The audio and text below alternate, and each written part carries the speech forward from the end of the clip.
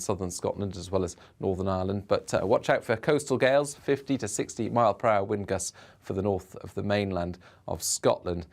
It's going to stay blustery on Thursday, but a little brighter with further cloud breaks developing.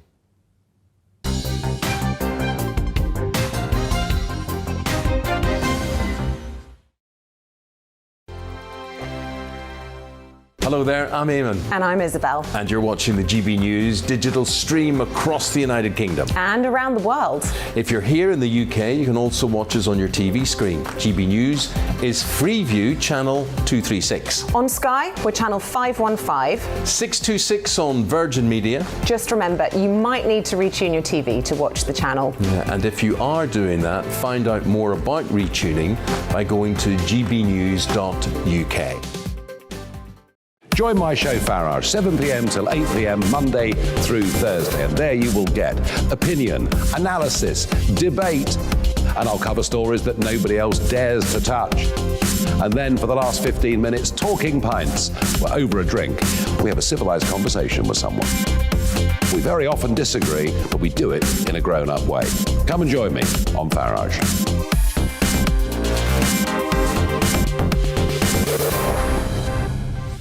I'm Dan Wootton. Join me Monday to Thursday from 9 to 11 for the feistiest and most fun news debate on TV, where free speech reigns. I'll bring you a sharp take on the day's biggest stories, bombshell newsmaker interviews, and A-list guests.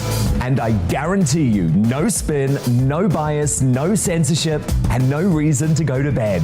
That's Dan Wootton tonight, Monday to Thursdays from 9 on GB News. Hello there, I'm Eamon Holmes. And I'm Isabel Webster. And we hope you can join us for Breakfast with Eamon and Isabel. You make me laugh out loud, belly laugh. Is that important first thing in the morning? Yeah, absolutely. And there's me trying to be deadly serious. News is a serious business. Yeah, I have to rein you in sometimes. Well, it doesn't stop us laughing at it. It doesn't stop us having an opinion on what's going on. Yeah. And it certainly will not stop us reflecting what you think. Weekdays from 6 to 9:30 on GB News.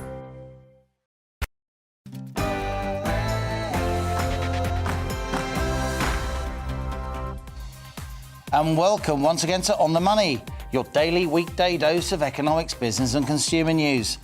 I'm Liam Halligan, and here on GB News TV and GB News DAB radio, for the next hour we'll be asking why are financial markets spooked? Is it war in Europe, the impending drums? Or is it the action of central banks? That and a whole host of subjects with people, as ever, who really know their stuff. But first, it's the GB News headlines with Rosie Wright.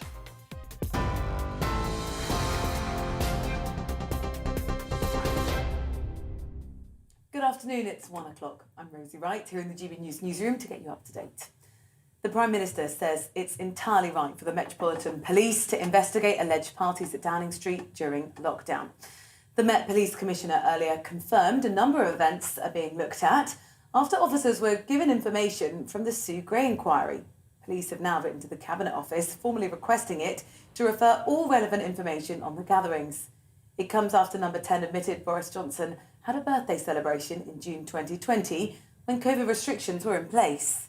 I absolutely understand that there is deep public concern about the allegations that have been in the media over the last several weeks. As a result, firstly, of the information provided by the Cabinet Office inquiry team, and secondly, my officer's own assessment, I can confirm that the Met is now investigating a number of events that took place at Downing Street and Whitehall in the last 2 years in relation to potential breaches of COVID-19 regulations. Well, over recent days, there have been calls for the Prime Minister's resignation, with many saying his position is now untenable. Well, here's what some voters have been saying.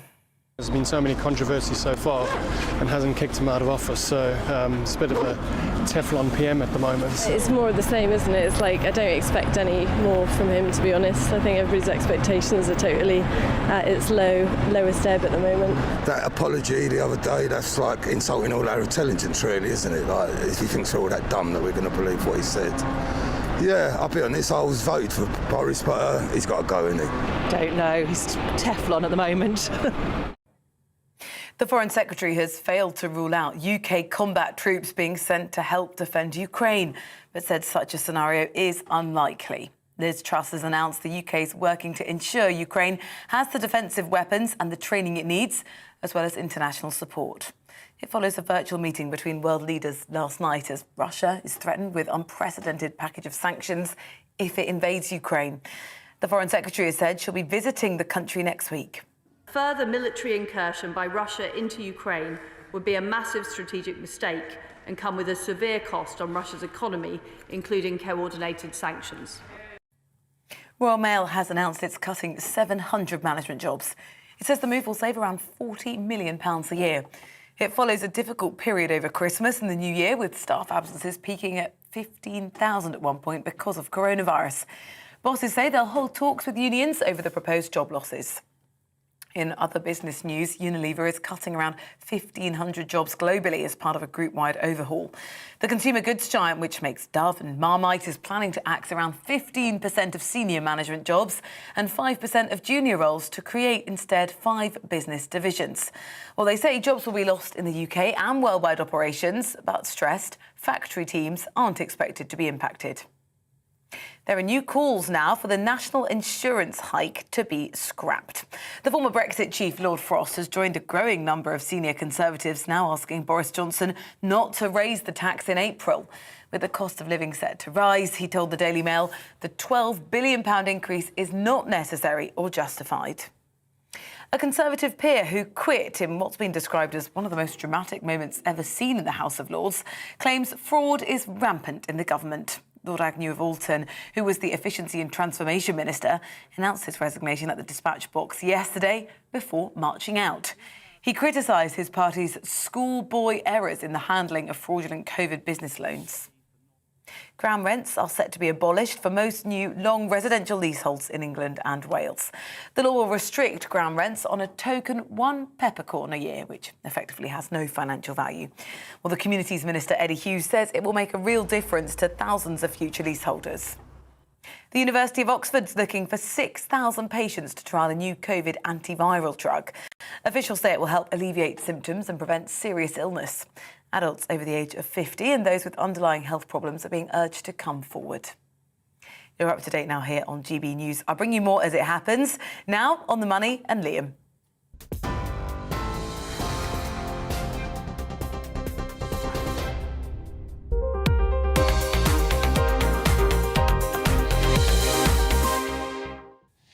It's the economy, stupid. That was the phrase coined by Bill Clinton's campaign team back in the early 90s, as the then Arkansas governor overturned a decade of Republican rule to become US president.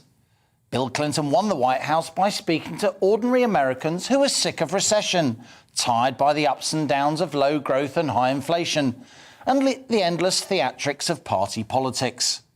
What really matters, Clinton's campaign managers were told, is the economy, stupid.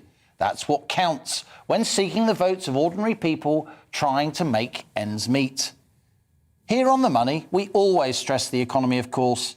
Since we launched in September, this programme has warned about the cost of living crisis, informed not least by the emails from countless On The Money viewers and listeners. We stressed months ago that inflation's back, when the Bank of England was downplaying price pressures. We've been highlighting the April triple whammy for weeks. The incoming combination of higher taxes, spiralling energy bills and even more inflation, likely to peak this spring. And now, on top of rows about incoming tax rises and energy bills, financial markets are starting to look pretty shaky too. Yesterday, they went into retreat on multiple fronts, with the US-based Nasdaq tech stock index losing a massive 5%, now 20% down since November. The London-based FTSE 100 fell 2.6%, another sizable fall, knocking £53 billion off the value of the UK's biggest company. If this develops into a proper worldwide stock market rout, politics everywhere will be upended. Some do blame the drumbeat of war, tensions between Ukraine and Russia, for what could now be a sustained market sell-off. I'd say the reasons for this market correction, if this is indeed the start of a proper financial downturn, go much deeper. Share prices have been overvalued for too long, pumped up by central bank money printing and hubris. Now, inflation is forcing those same central banks to start taking the punch bowl away, reining in the money printing that's been driving financial markets ever upward. Some would disagree, but this show is all about discussion. And that's why we're posing this on the money question today. Yes, it's the economy stupid, but why are financial markets spooked? War or central banks?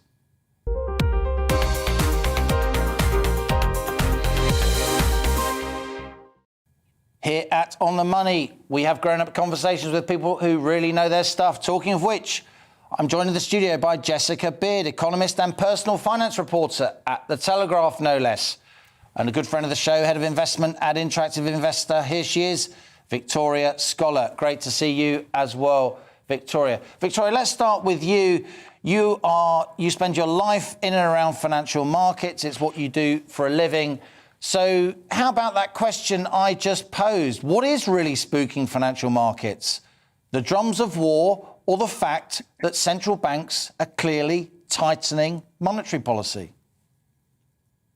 Well, the tensions between Ukraine and Russia have been really firing up this week, but the sell-off that we've seen has really predated that. We've seen the tech-heavy NASDAQ suffer its worst start to the year since 1980, with the major indices in correction territory now, meaning that they're down more than 10% from recent highs.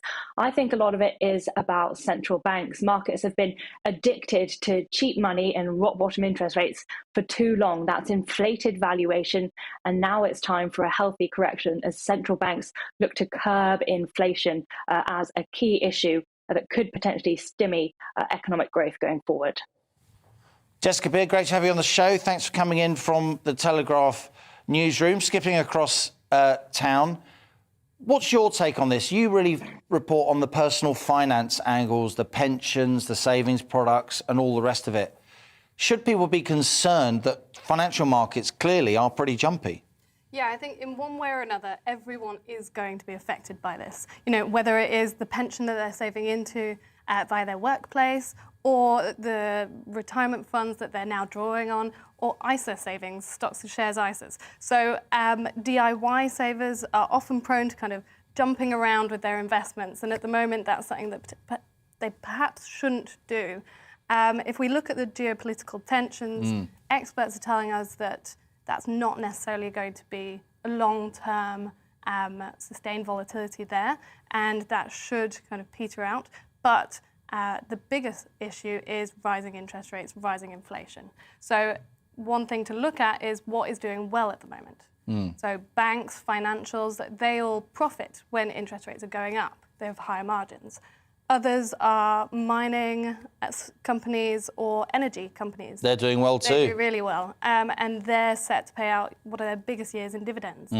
So those kind of stocks may be what you should be looking at. Now, the British market is actually very good on this. I think it's about 39% of the British market is made up of these types of stocks. So actually, while there was a correction yesterday and it dropped quite sharply, it's also bounced back a bit. It was smaller in the FTSE than other world major indices, and I think I'm right in saying, correct me if I'm wrong, as I'm sure Victoria Scholar will, the FTSE 100 is pretty much the only major index in the world that's still up so far this year. Yes, exactly. Victoria, let's drill down a little bit into that NASDAQ sell-off yesterday. It sounds like a long way away, but these are stocks that we all know and use. It's the companies basically that have done very well during lockdown, isn't it? Even if they've made a profit or they haven't made a profit. What drove that NASDAQ sell-off yesterday, and could that downturn spread across other global indices in the days ahead, do you think? Yeah, well, we actually saw heavy selling in the NASDAQ last week and yesterday in the morning, but we actually saw NASDAQ rally into the close last night. So it swung from losses to gains before the close of play. We've seen that the S&P 500, a broad index of US stocks, that growth last year was predicated on the growth of a small number of mega cap tech stocks, the likes of Apple and Microsoft and others, which sharply outperformed. So market breadth, which is a measure of how all the companies are doing, whether we're seeing a concentration of gains within a small number of stocks or a broad-based gain, was very, very low last year. And that signals to us that the rally that we saw last year, was highly dependent on a small number of stocks. Now, these are the so-called growth stocks, and the prospect of tightening from the Fed is likely to weigh on the more debt-heavy companies. And there's a sense that those in the tech sector, not necessarily the Apples, but some of the smaller ones, some of the more startup type of, looking ahead bets on the economy, are likely to get hit by higher interest rates. So that's why we're seeing this big rotation away from tech stocks and towards more traditional sectors, as your guest mentioned, like financials, also like airlines, some of those that have been really, really beaten up during the pandemic. So it's this great rotation that we're seeing. But the Fed's potential path towards higher interest rates, we're looking at possibly 4 hikes this year, is actually creating reverberations that are indiscriminate at the moment. We're seeing a sell-off across the board. It's even affecting cryptocurrencies like Bitcoin that were sold as an inflation hedge but haven't necessarily delivered. It feels as though they're actually highly correlated with equities and other markets as well. Indeed, Bitcoin and Bitcoin specifically down 2/5 from its peak, and other so-called cryptocurrencies also getting hit. Jessica, I know as a Telegraph correspondent, I write a column for the Telegraph myself, of course, you get lots of emails and letters from readers.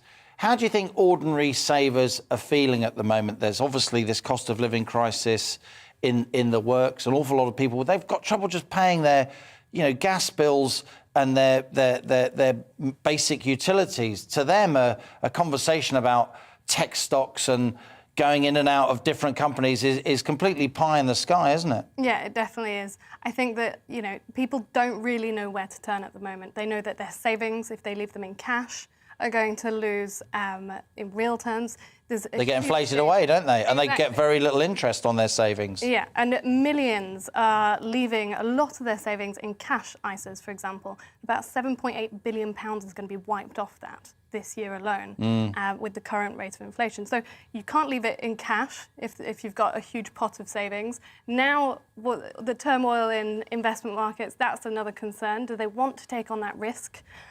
In many cases, yes, because investing in stocks is one of the best ways to try and at least match inflation.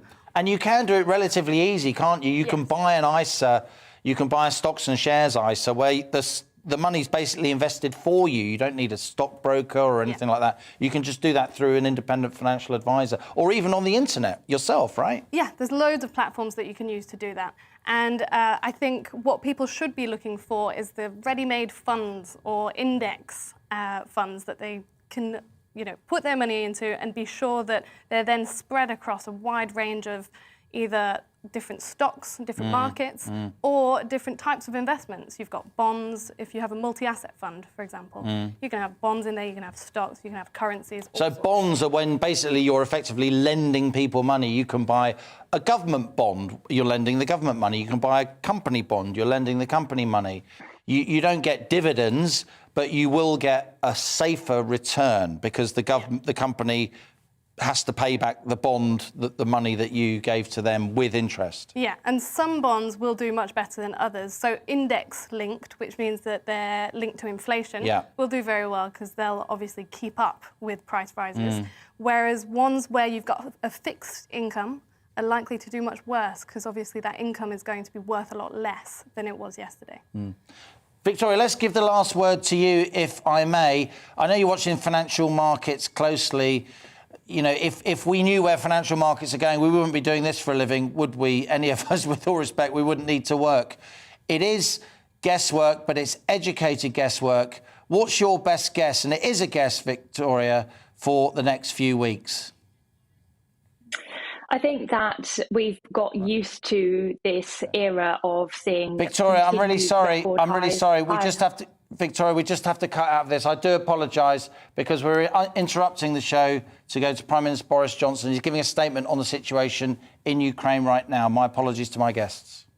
With permission, I will make a statement about the United Kingdom's response to the situation in Ukraine. This winter, we've witnessed a spectacle that we hope to be banished from our continent. A large and powerful country massing troops and tanks on the border of a neighbour with the obvious threat of invading. Russia has, of course, already attacked Ukraine, illegally annexing 10,000 square miles of her territory in 2014, igniting a war in the Donbass region, and Ukraine has scarcely known a day of peace ever since. Now Ukraine faces the danger of a renewed invasion, and this time the force arrayed on Ukraine's frontier comprises over 100,000 troops, far bigger than anything Russia has deployed against her before. If the worst happens and the destructive firepower of the Russian army were to engulf Ukraine's towns and cities, I shudder to contemplate the tragedy that would ensue. Ukrainians have every moral and legal right to defend their country, and I believe their resistance would be dogged and tenacious, and the bloodshed comparable to the First War in Chechnya or Bosnia, Mr. Speaker, or any other conflict that Europe has endured since 1945.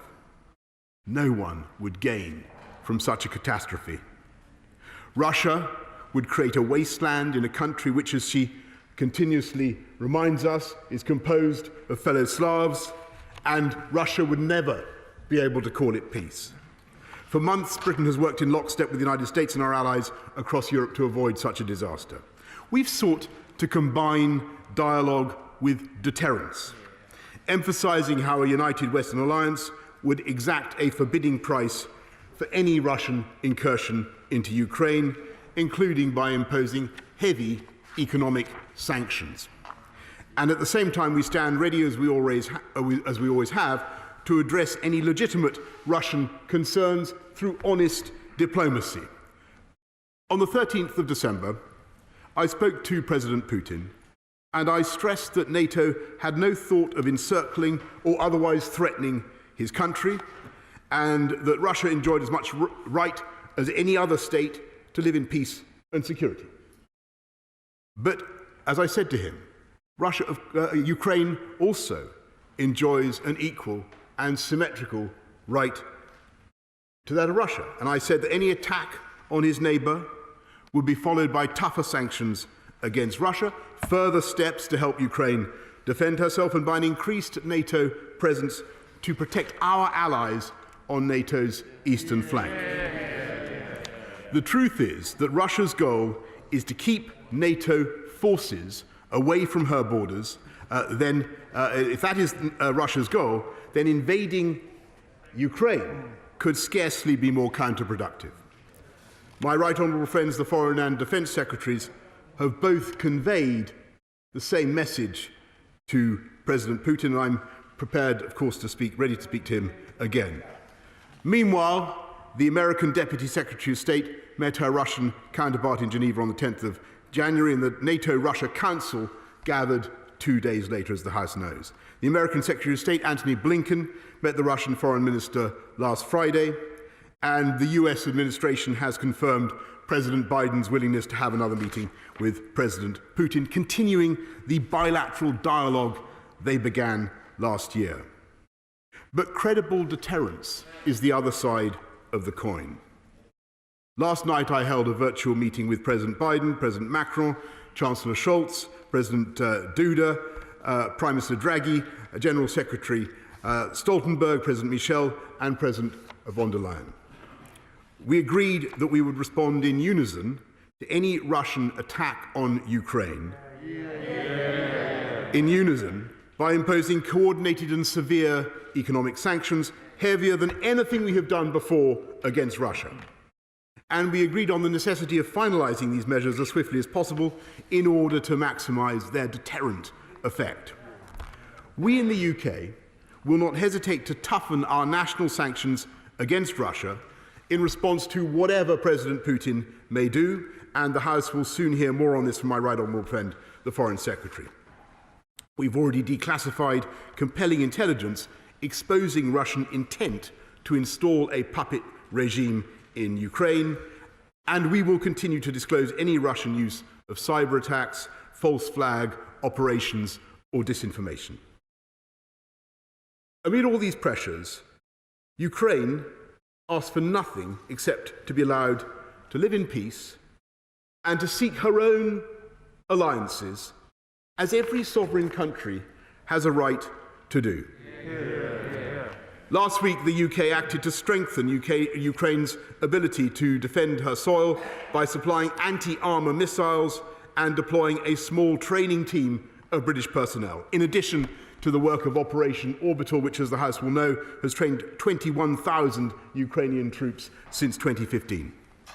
Yesterday, we took the responsible precaution of temporarily withdrawing some staff and dependents from the British Embassy in Kiev, though I emphasise that the embassy remains open and will continue to provide consular assistance for British nationals in Ukraine. And I'm particularly grateful for the dedication of our ambassador in Kiev, Melinda Simmons. I commend our NATO allies for the steps they've taken and undertaking to protect the eastern flank of the alliance. Denmark is sending a frigate to the Baltic and deploying 4 F-16s to Lithuania to join NATO's long-standing air policing mission. France has expressed its readiness to send troops to Romania under NATO command. And the United States has raised the alert level of 8,500 combat troops, preparing to deploy them in Europe at short notice. The British Army leads the NATO battle group in Estonia, and if Russia invades Ukraine, we would look to contribute to any new NATO deployments to protect our allies in Europe. In every contact with Russia, the UK and our allies have stressed our unity and our adherence to vital points of principle. We cannot bargain away the vision of a Europe whole and free that emerged in those amazing years from 1989 to 1991, healing the division of our continent by the Iron Curtain. We will not reopen that divide by agreeing to overturn the European security order because Russia has placed a gun to Ukraine's head. Nor can we accept the doctrine implicit in Russian proposals that all states are sovereign, but some are more sovereign than others. The draft treaty published by Russia in December would divide our continent once again between free nations and countries whose foreign and defence policies are explicitly constrained by the Kremlin in ways that Russia would never accept for herself. More than half of Europe, including a dozen or more members of NATO and of the European Union, would be only partially sovereign and required to seek the Kremlin's approval before inviting any military personnel from NATO countries onto their soil.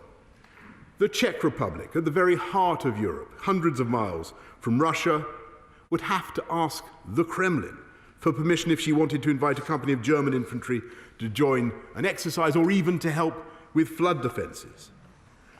There is nothing new about large and powerful nations using the threat of brute force to terrify reasonable people into giving way to otherwise completely unacceptable demands. But if President Putin were to choose the path of bloodshed and destruction, he must realise that it would be both tragic and futile. And nor should we allow him to believe that he could easily take some smaller portion of Ukraine to salami slice because the resistance will be ferocious. Anyone who has been to Kiev, as I have, and stood by the Wall of Remembrance, studied the portraits of nearly 4,500 Ukrainians who've died in defence of their country since 2014. The total death toll stands in excess of 14,000. Anyone who's been there will know that the Ukrainians are determined to fight and have become steadily more skilled at guerrilla warfare. And if Russia pursues this path, many Russian mothers' sons will not be coming home. And the response in the international community would be the same, and the pain that will be inflicted on the Russian economy will be the same. When I spoke to President Putin, I also reminded him that at crucial moments in history, Britain and Russia have stood together. The only reason why both our countries are permanent members of the UN Security Council is because of the heroism of Soviet soldiers in the struggle against fascism, side by side with ourselves. I believe that all of Russia's fears could yet be allayed, and we could find a path to mutual security through patient and principled diplomacy, provided that President Putin avoids the trap of starting a terrible war. And, Mr. Speaker, a war that I believe would earn and would deserve the condemnation of history, and I commend this statement to the House. We now come to the Leader of the Opposition, Keir Starmer. Thank you, Mr. Speaker, and can I thank the Prime Minister for advance sight of his statement. And I'm grateful to the Defence Secretary for keeping the opposition informed of developments throughout the crisis. When the Soviet Union collapsed, Britain, Russia and the United States made a solemn agreement with Ukraine. In exchange for giving up nuclear powers and weapons, Ukraine's security was to be guaranteed and its independence would be respected. Ukraine has kept its end of the deal. President Putin has not. His Russia has annexed Crimea, supported separatist conflict in Donbass, and now massed over 100,000 troops on Ukraine's borders. These are repeated and unjustifiable acts of aggression. So Labour stands resolute in our support of Ukraine's sovereignty, independence and territorial integrity. And that was made clear when our Shadow Foreign Secretary and Shadow Defence Secretary visited Kiev a fortnight ago, and I made it clear to the Ukrainian ambassador when I met him last week. This isn't just a local dispute on the other side of the continent. It's an attempt by President Putin to turn back the clock, to re-establish Russian force as a means of dominance over parts of Eastern Europe. And it's a direct threat to the anti-imperialist principle that sovereign nations are free to choose their own allies and choose their own way of life. That is why it is crucial that we in this House are united in opposing Russian aggression. So let me be clear. The Labour Party supports the steps that the government has taken to bolster Ukraine's ability to defend itself. We support international efforts to deter Russia from further aggression and the vital diplomatic efforts to de-escalate the situation. Can the Prime Minister assure the House that during talks, the UK and our partners will be resolute in our defence of Ukraine's sovereignty and the security of our NATO allies? For too long, the implicit message to Moscow has been that President Putin can do what he likes and the West will do little to respond. We must now change course and show Russia that any further aggression will result in severe real-world consequences. For Britain and our allies, that will mean taking tough decisions. That won't be easy. Widespread and hard-hitting sanctions must include cutting Russia's access to the international financial system. Europe's over-reliance on Russian energy supplies is well documented, and it simply must be addressed. And in Britain, we have failed to rid our economic and political systems of the ill-gotten money used to support the Putin regime. If we take our obligations to global security seriously, we cannot go on allowing ourselves to be the world's laundromat for illicit finance. Labour has a 4-point plan. Really? First, reform Companies House to crack down on shell companies. Second, a register of overseas entities to lift the veil on who owns property and assets in the UK. Thirdly, tougher regulation on political donations. And finally, implement the recommendations of the cross-party Russia support to bolster national security. So I ask, will the Prime Minister support these measures to rid the UK of the loot of the corrupt Russian elite? We cannot stand up to Russian aggression abroad while facilitating Russian corruption at home. After the chemical attacks in Salisbury, after the annexation of Crimea, and now the threat of invasion in Ukraine, it's time to send a simple, clear and united message. We support Ukraine's sovereign right to choose her own destiny. We will stand with the Ukrainian people in the face of President Putin's threats.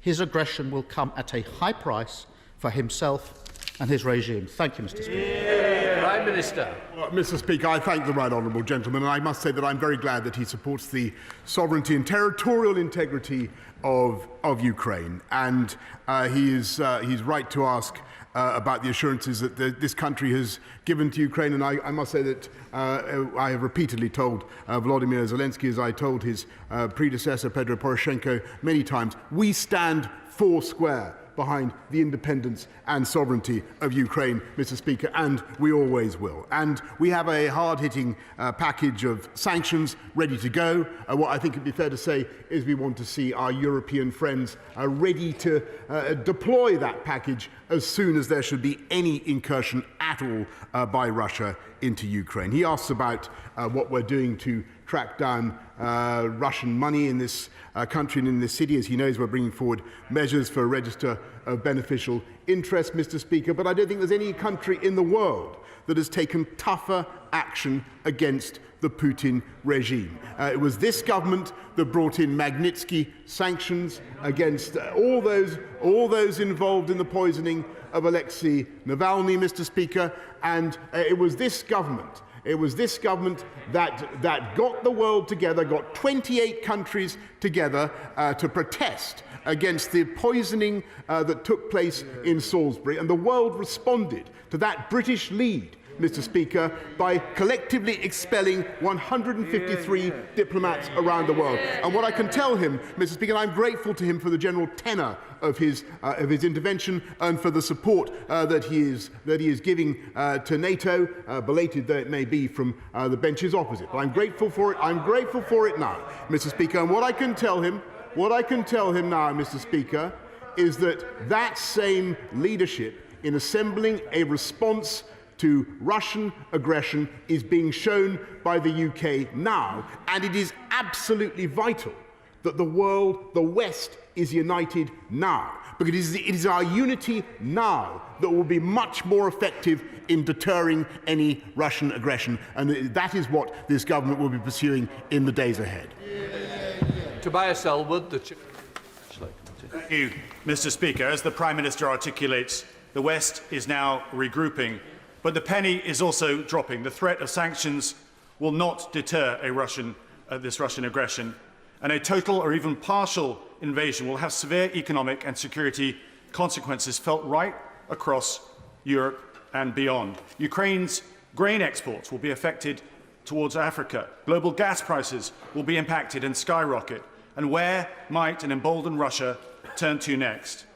So I ask the government to liaise with the United States and now consider a more simpler and effective option to deter this invasion by belatedly answering Ukraine's call for help.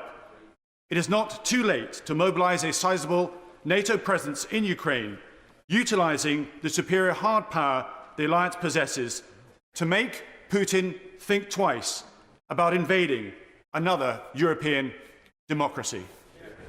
Prime Minister. I thank him very much, and I know that he will, emotionally, many people will share what my honourable friend says, and he knows a great deal about Ukraine and about the issues that country faces. And of course, instinctively, many people would yearn to send active physical support in the form of NATO troops to Ukraine. I have to tell him that I don't believe that to be a likely prospect in the near term. Ukraine is not a member of NATO, but what we can do and what we are doing is sending troops to support Ukraine. I've mentioned the training operations that we're conducting under Operation Orbital, have done for the last 6 or 7 years, trained 21,000 Ukrainian troops, and of course we are now sending defensive weaponry Mr. Speaker, defensive weaponry, which I think is entirely appropriate.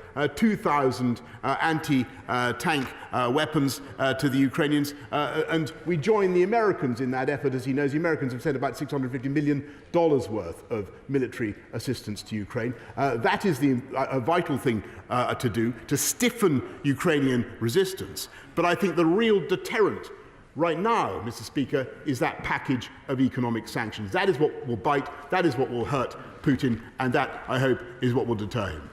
Leader of the SNP, Ian Blackford. Thank you, Mr. Speaker. And can I thank the Prime Minister for advance sight of his statement, and join with the Leader of the Opposition in congratulating the Defence Secretary, who has made sure all through this that we've been kept informed of developments. It's most appreciated. And it is important, Mr. Speaker, that all of us in this House stand together in solidarity with our friends in Ukraine in defence of their sovereignty.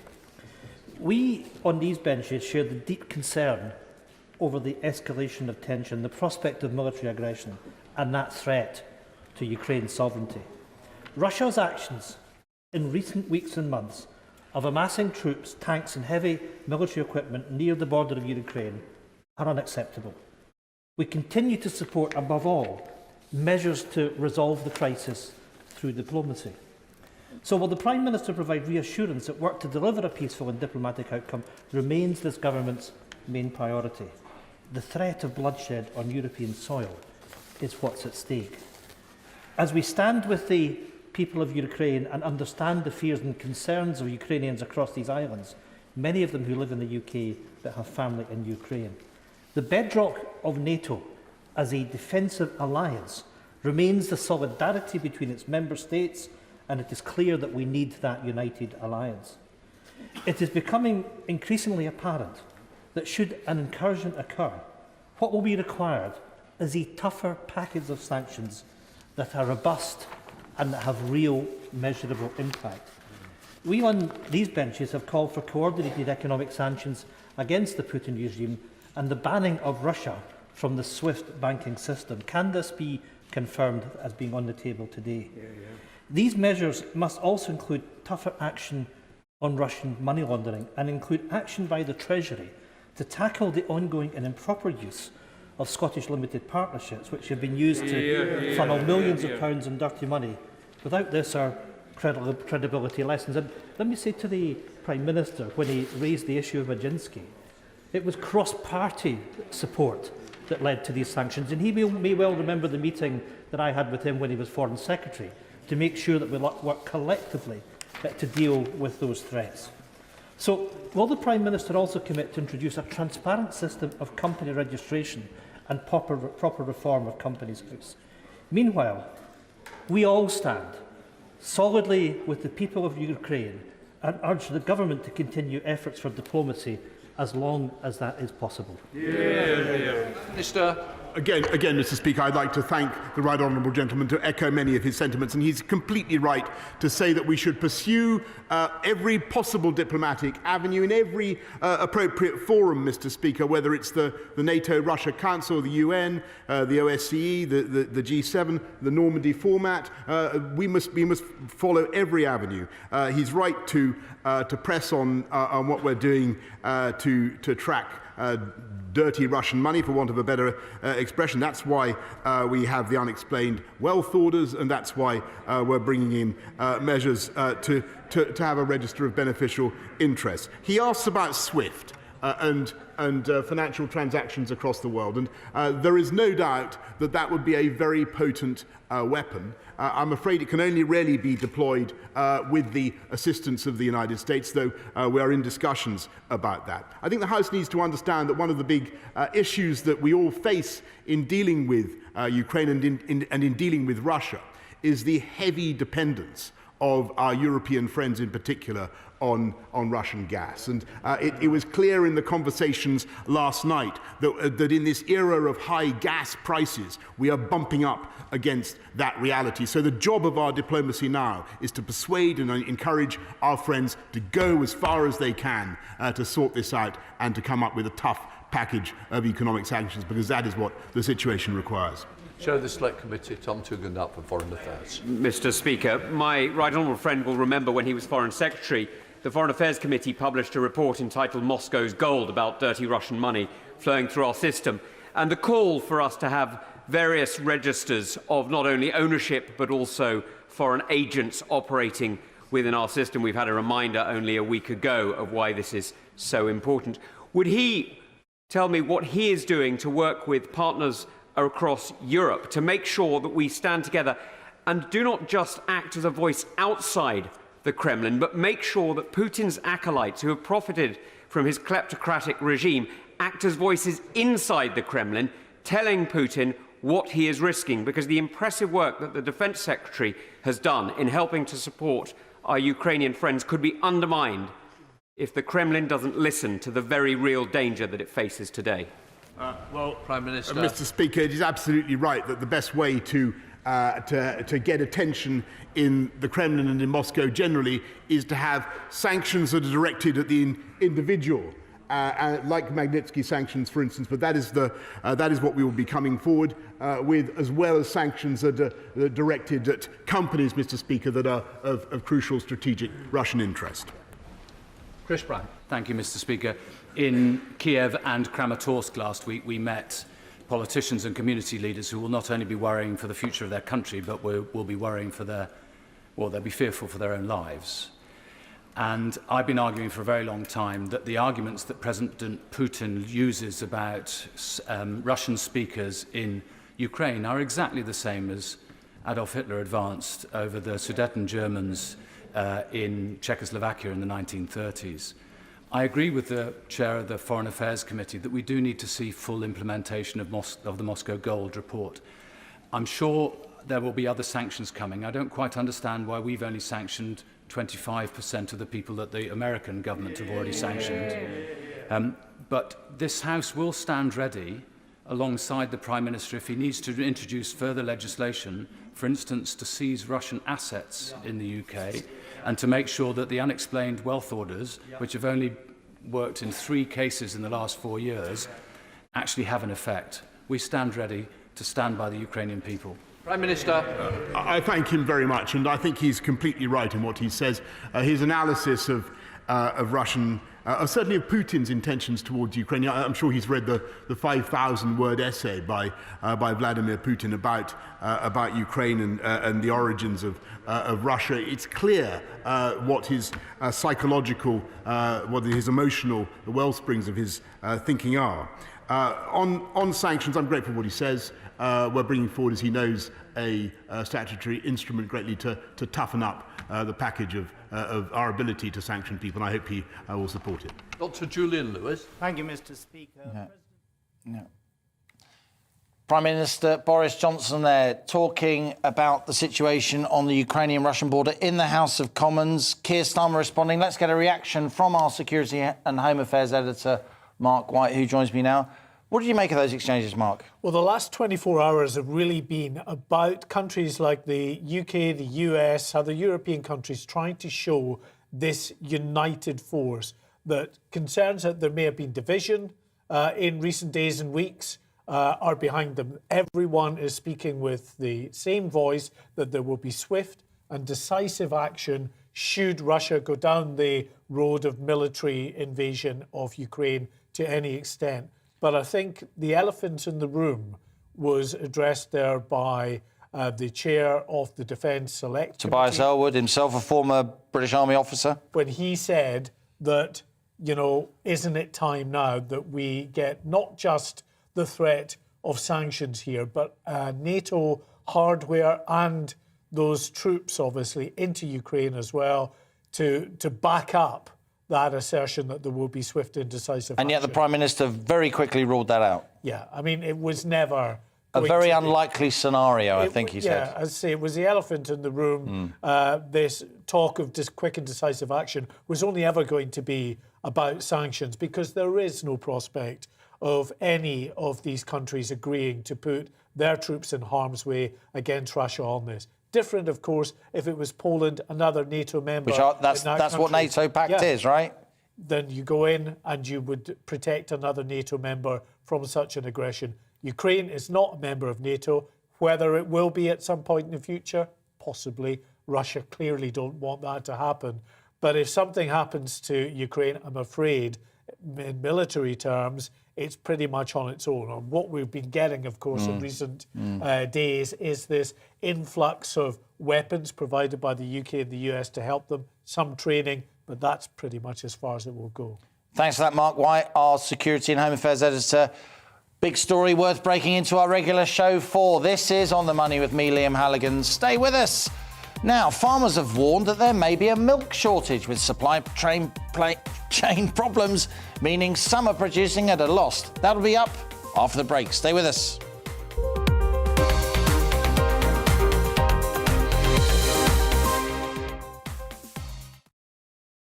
Hello there, I'm Eamon. And I'm Isabel. And you're watching the GB News digital stream across the United Kingdom. And around the world. If you're here in the UK, you can also watch us on your TV screen. GB News is Freeview channel 236. On Sky, we're channel 515. 626 on Virgin Media. Just remember, you might need to retune your TV to watch the channel. Yeah, and if you are doing that, find out more about retuning by going to gbnews.uk.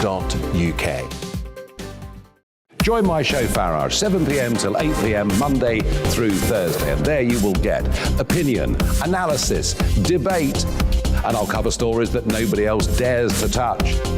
And then for the last 15 minutes, talking pints. We're over a drink. We have a civilised conversation with someone. We very often disagree, but we do it in a grown-up way. Come and join me on Farage.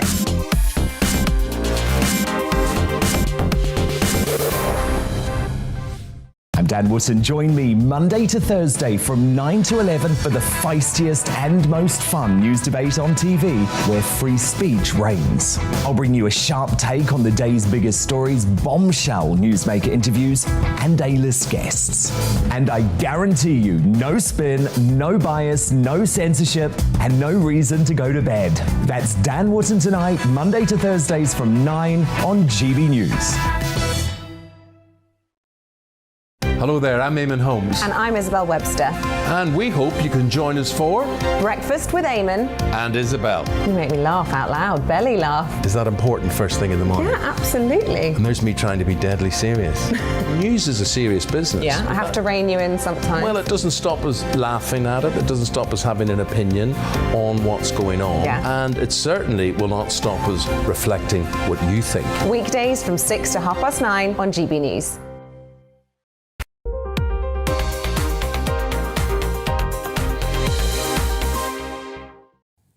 Welcome back. You're on the money here on GB News TV and DAB Radio. Now, some farmers have warned that there may be a milk shortage with supply chain problems, meaning some are producing at a loss. Farmers claim that both milk and meat production will be affected over the next 2 years unless they receive more money due to those spiralling production costs. Our North East of England reporter Rachel Sweeney has been to a dairy farm in Northumberland where they've had to diversify to survive. Farmers say milk has been a loss leader in our supermarkets for too long and that they need and deserve a fair price. At Morwick Farm in Northumberland, they say they'll have to cut back on the amount of milk they produce because they can't absorb the rising production costs. It comes down to fertiliser and feed. The cost to make ammonium nitrate fertiliser is rising because the cost of using natural gas is rising. The pressure on fertiliser suppliers is passed on to farmers. Farmers are predicting a shortage, and one industry expert says the supermarkets know it. One of the supermarkets has come out with this sniff the bottle test to sniff the produce. Now, this has never happened before. And this particular supermarket, Morrison's, has been a fantastic supporter of British farming, British agriculture. But I think maybe their suppliers are decreasing their milk. I think they're trying to stretch their measures out over a longer period of time. But I think that's the difference, is that I think we're now feeling these supermarkets are perhaps feeling the pinch that their own suppliers are cutting back on the production. So I think this is the reasons why supermarkets are going to maybe have to look at continuing supply and hopefully pay farmers more money to cover the costs. Well, Morrison says there are no shortages of fresh milk on our farms. They say milk is the third most wasted product in the UK, and removing use-by dates and replacing them with best-before dates aims to help reduce the amount going to waste in our homes. Farms like Morwick have had to diversify to survive. Milk is no longer enough to rely on. These calves are 3 weeks old. It will take 2 years to rear them, and then their milk will be made into ice cream within 24 hours. Dairy farmers say they're working on a 4p per litre loss, and that both milk and meat will be affected over the next 2 years unless they receive more money.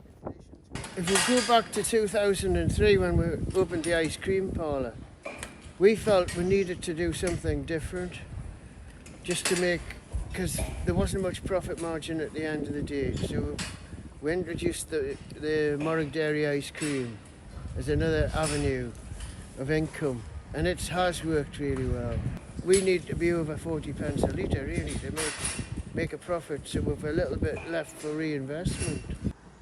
Whether it's ice cream parlours, visitor attractions or farm shops, for survival, it seems farmers need to include multi-business income streams within the agricultural sector. Rachel Sweeney, GB News, Northumberland. Agricultural journalist Bruce Jobson joins us now live. Bruce, thanks for joining us here on The Money. You believe there needs to be a long-term strategy to save the milk industry. Tell us more. Well, you're absolutely correct, Liam. Thank you very much for inviting me back on your programme. I think, in fairness, GB News is ahead of the game by bringing this to your viewers' attention. And the reason why I say that is last year, 310 dairy farmers quit the industry in Great Britain. Now, 8 years ago, there were 10,000. We're now down to just over 8,000, 8,040. So we're seeing the industry restructure is not the word. It's not even a level playing field. We're actually seeing farming being, for want of a better word, sacrificed on the altar of political and economic expediency. And that's a sad thing to say because, back in the 1980s, the UK was approximately 79 to 80% self-sufficient in food production. 30 years on now, we're down to about 59 to 60%. So we've lost 20% within the space of 30 years. We're relying on importing other food from different countries, and our own economy, our own farming economy, our way of rural life has been decimated. And in fairness to the supermarkets, yes, they do a great job. And in fairness to many other sections of the industry, they do a great job. But farmers are under the cosh, and the costs have gone up astronomically since September. Fertiliser, ammonium nitrate fertiliser, was approximately £350 a tonne in September. It's now £700 a tonne. Farmers can't afford to put it on. I've had 3 farmers on the phone this week telling me they're not buying it.